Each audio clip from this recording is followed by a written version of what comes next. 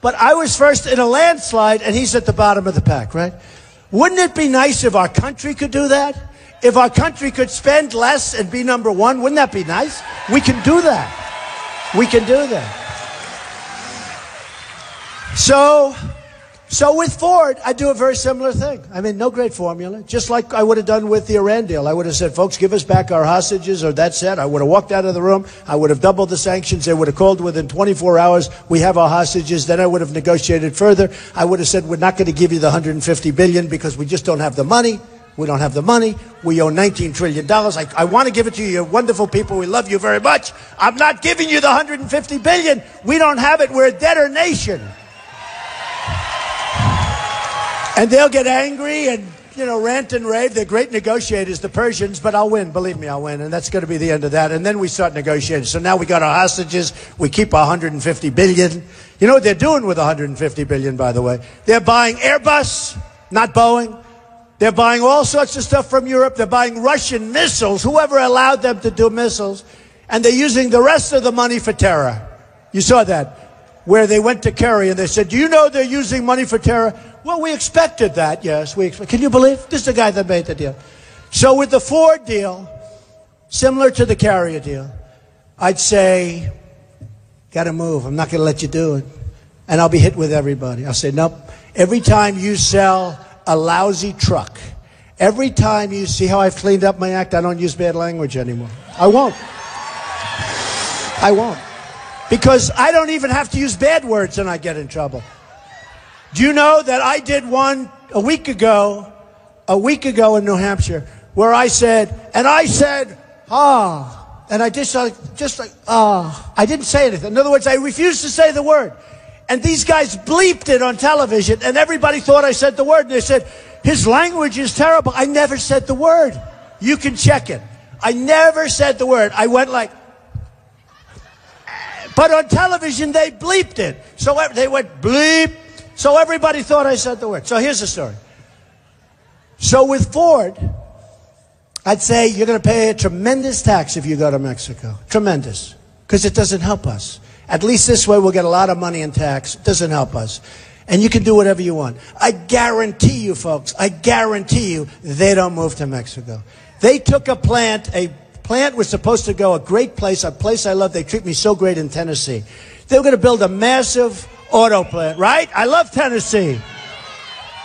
I love Tennessee. No, they treat me great. We're going to do great in Tennessee. We're going to do great in Georgia, in Tennessee, in Texas. We're going to do great everywhere. But look, they took a plant in Tennessee that was practically done, going to be built by a big foreign company. It was all set to be announced. It was all set. And they moved to Mexico at the last moment. Not going to happen. Not going to happen. We're no longer going to be the stupid people, okay? We're no longer going to be. We're going to be the really smart people that win. We're going to start winning again, folks. We're going to knock out ISIS. I said don't go to Iraq, and I said it strongly, and I said it loud, by the way. You know, they like to say now, oh, well, maybe he didn't say. I was with Howard Stern, who happens to be a good guy, by the way. I was with Howard Stern before the war, like many months before. And the first guy ever asked me about Iraq was Howard Stern. I said, I don't know. Yeah, I guess so. Then I started looking at it. Before the war started, I was against that war. I was against that war. You know, you have losers like this Karl Rove guy. This guy's a loser. What a loser. He spends all this money on races. He loses all of them. We have such losers in this Republican Party. We've got to go to a different system, folks. You're never going to have a president. I'm telling you that right now. You're never going to have a president. But listen, I will guarantee you that Ford comes back. I will guarantee you that many of these companies come back. We have killed ourselves with trade deals. But what's happened is, after the catastrophe in Paris, where you're not allowed to have a gun, they have the toughest gun laws in the world in France and in Paris. And these animals walked in and they killed 130 people. Some people are gravely injured. After that, it all changed. Everybody liked me the best because they said, he's the toughest on the border. Hey, I have Sarah Palin's total endorsement. I have Sheriff Joe Arpaio. I mean, how tough is Sheriff Joe? You know, if Sheriff Joe from Arizona endorses you, you're the toughest on the border. Is that right? Sheriff Joe. He said there's nobody like Trump. Okay. But we have all of this. But what's happened is after Paris took place, and then I started being different because I started talking about big security. I started talking about military. I'm good at military. I'm going to be really, people are going to be surprised. We're going to make our military so big, so strong, so powerful. Nobody is ever going to mess with us, folks. Nobody. Nobody. Nobody. And we're going to get the right equipment. You know, our military buys equipment they don't want because the companies that make certain equipment that they don't want are politically active and they're politically good. How often do you hear about a plane that they don't want but they're ordering them, and the plane that they do want they're not ordering even though it's cheaper and better? And those days are gone because I don't give a damn what they want. I want to get the right stuff.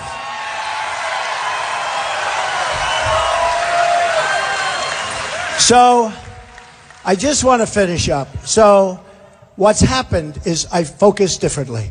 And CNN does a poll. And the poll is who's best on the military? Trump by many times. I don't mean by like 2 percentage points. Trump is up in the 60s and 70s. Who's best on ISIS? It's Trump. Who's best on the border? It's Trump. Who's best on the economy? Is Trump. No, Trump. Who's best on jobs? It's Trump. All of this. All of this. The only thing I'm a little weak on is my personality. But who the hell cares? I didn't win the personality contest. Who cares? It's no longer about, and I actually think I'm the nicest person of the group, believe me. I love these people. I love you, and I'm not going to let you down. I'm not going to let you down.